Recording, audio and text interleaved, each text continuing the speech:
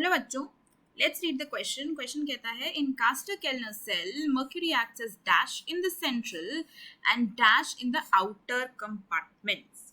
तो अगर इस क्वेश्चन की हम बात करें तो सबसे पहले हमें की कॉन्सेप्ट में जानना होगा कि ये कास्टर-केल्नर सेल होता क्या है, राइट?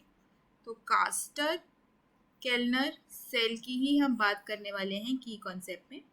तो देखो, अगर हम इस सेल की बात करें तो ये एक सेटअप होता है जो यूज किया जाता है for the manufacture of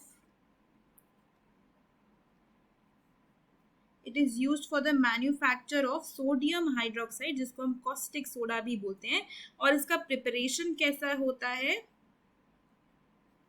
by the electrolysis of aqueous solution of Bryan यानी कि NaCl।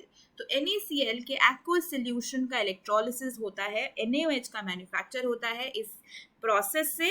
तो ये जो अरेंजमेंट है जिसमें ये मैन्युफैक्चर हो रहा है वही आपका कास्टर-केल्नर सेल कहलाता है। तो अगर हम कास्टर-केल्नर सेल की बात करें तो इसमें होता क्या है, बेसिकली एक रेक्टेंगुलर आयरन टैंक होता है इसमें, ठीक है।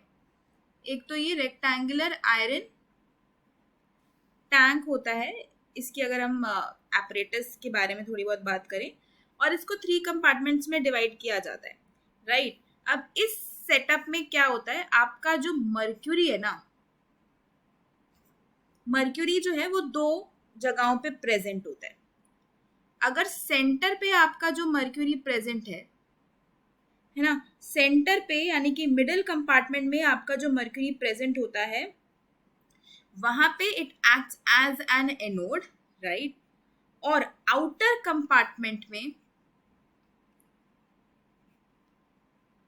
आउटर कंपार्टमेंट की अगर हम बात करते हैं तो वहां पे आपका जो मर्क्यूरी है वो एज अ कैथोड एक्ट करता है, ठीक है। तो मर्क्यूरी जो आपका बॉटम ऑफ द सेल पे होता है, it acts as an intermediate electrode by induction, ठीक है। मिडिल कंपार्टमेंट में यानी कि सेंटर में it acts as an anode, और आउटर कंपार्टमेंट में ये कैथोड की तरह एक्ट करता है। एंड आपका जो आउटर कंपार्टमेंट है, यहाँ पे अगर हम एनोड बताएं तो यहाँ पे आपका एनोड होता है ग्रेफाइट, ठीक है। एनोड यहाँ पे आपका होता है ग्रेफाइट, ठीक है। और इसमें डाला जाता है आपका ब्राइन सोल्यूशन। और मिडिल कंपार्टमेंट जो होता है वहां पे आपका सेंटर पे मर्क्यूरी तो एनोड है ही, और आपका कैथोड यहाँ पे क्या होता है, आयरन,